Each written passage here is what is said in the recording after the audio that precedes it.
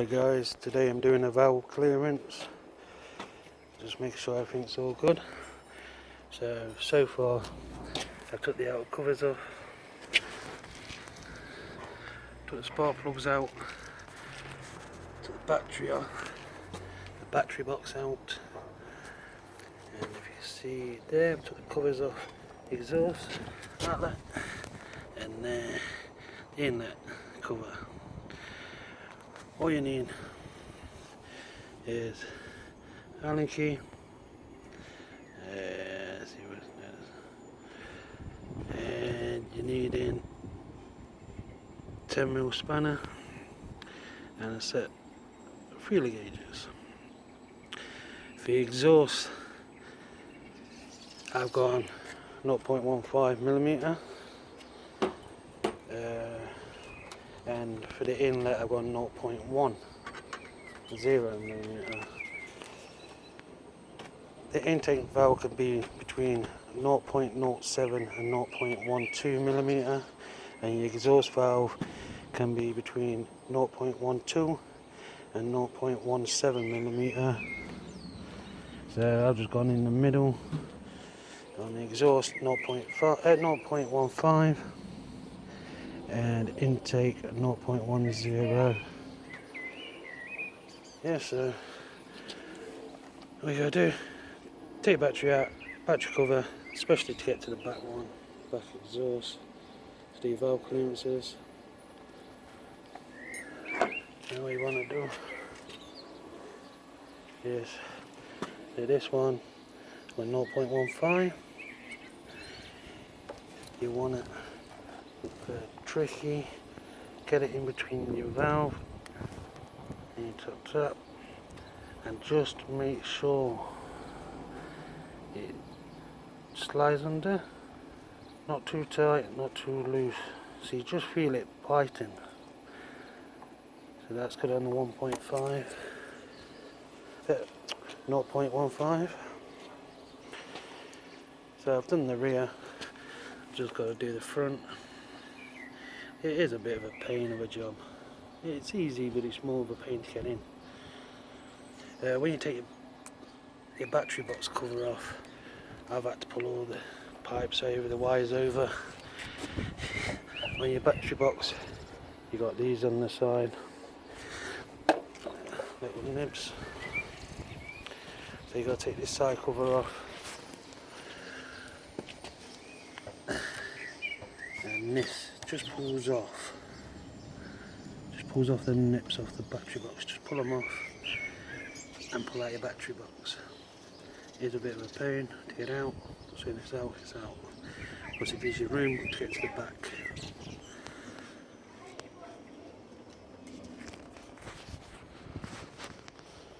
So mine's all set up. Exhaust 0.15, intake 0.10. Right, when you go to put the covers back on, make sure they're nice and clean, there's no bits and bobs, make sure that's clean in there. So when you put it back on, there's a nice seal, so you've got no leakage. Make sure your rubbers are nice and good. You see them alright. I'll give them a quick clean up before I put them back on, and I'll show you how to do the front ones. So the rear covers back on.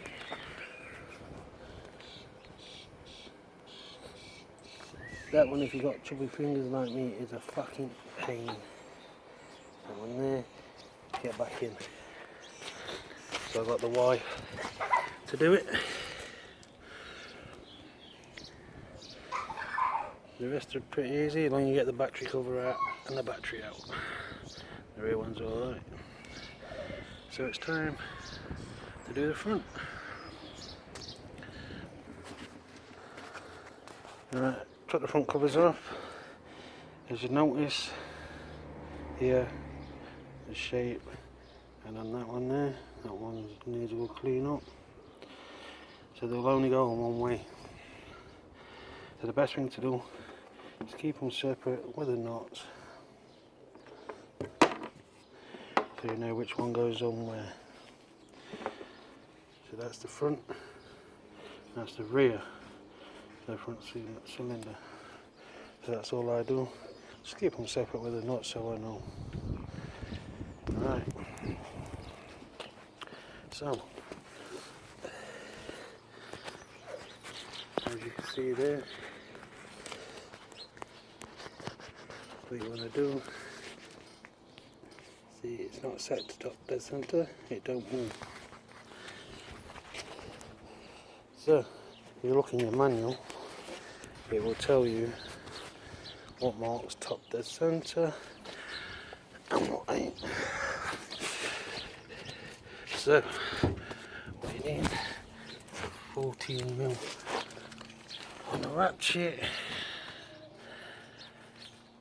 undo that top one and this middle one so you get the markings right.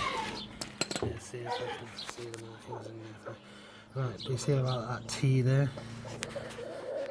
That's to say the rear is on top dead center, and it's got to be in line with that little nip bit here. There.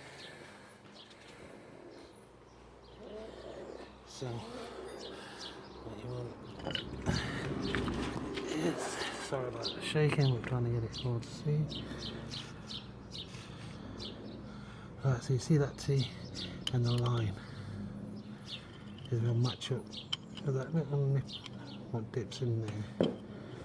So that's telling me the rear cylinder is on top dead center. So I've already done that, fasten it all back up. So I need to find front top dead center. So you want to turn it clockwise. See if I can get this in.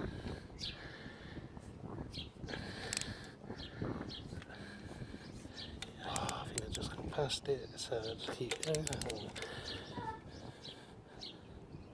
I try and turn it as slow as possible.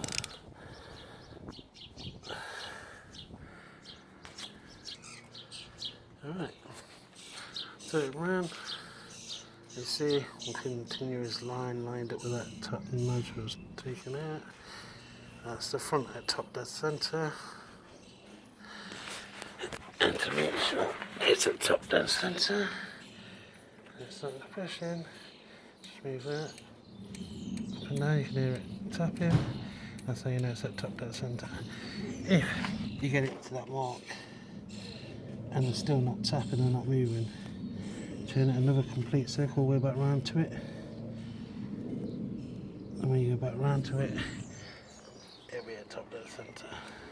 And there'll be some playing on. So now we want to get the feeler gauge. Right, so you get your feeler gauge and you just slide it under.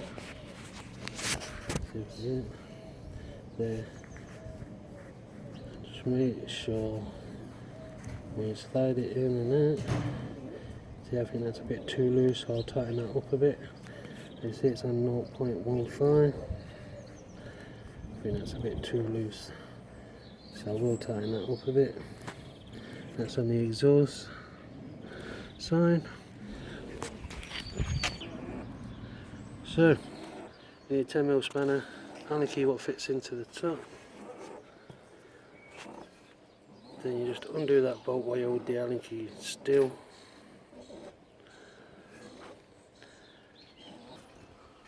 So, yeah, fucking thing. Right, so what you do, hold the Allen key, crack it open the bolt, take it off.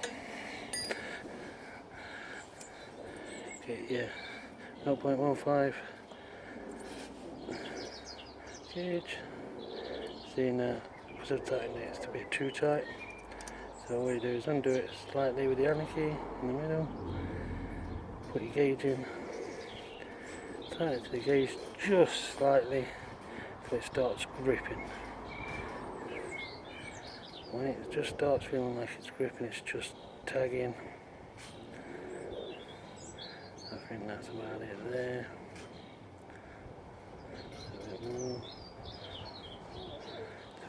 Right.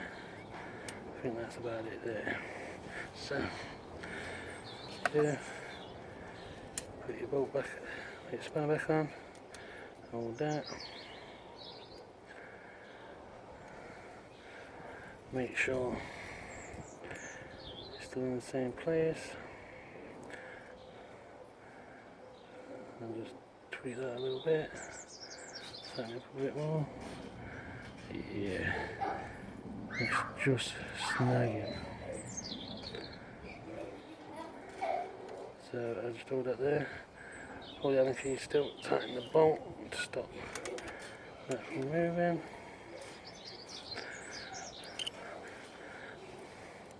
Try with the gauge again. Make sure. I think that's a bit loose.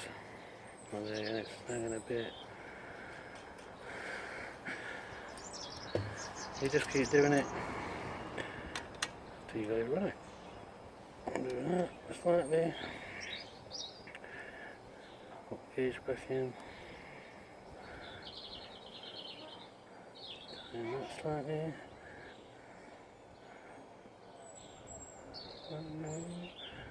That there. So that's there like that.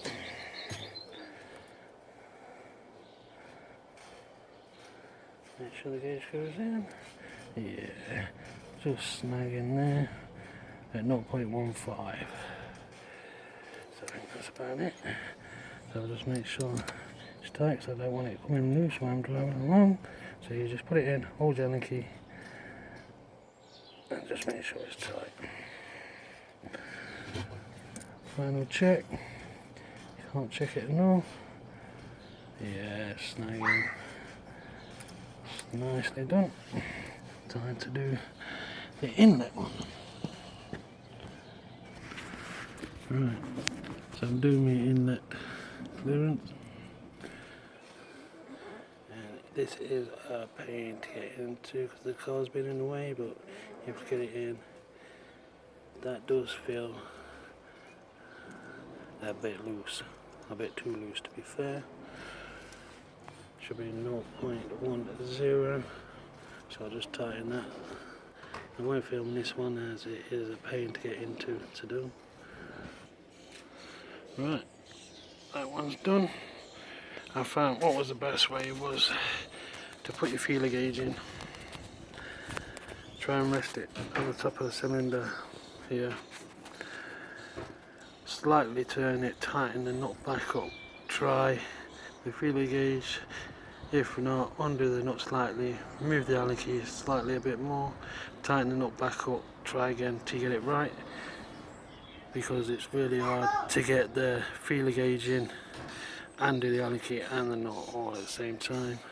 But this proves it can be done. Carburetor's still in the bike. As I said, make sure you get someone with little fingers to get in to tighten the bolts up. As I can't get my fingers in there to tighten them up, so I'll get the lovely wife to do it for me. Right, babe, you do this one.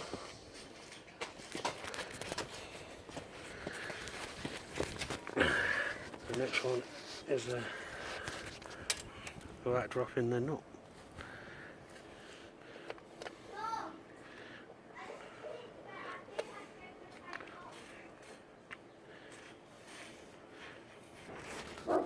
Right, so all the covers are back over. As I said, to do the job, without taking carbs off, best thing to do is take your battery out, your battery box, to get into the rear. Then I took this side cover off and took the pipe off here so I could get to this bolt here. That's mainly all I've taken off to do your valve clearance. So they're all done. So it's time to put it all back together, kick it over and see what it sounds like.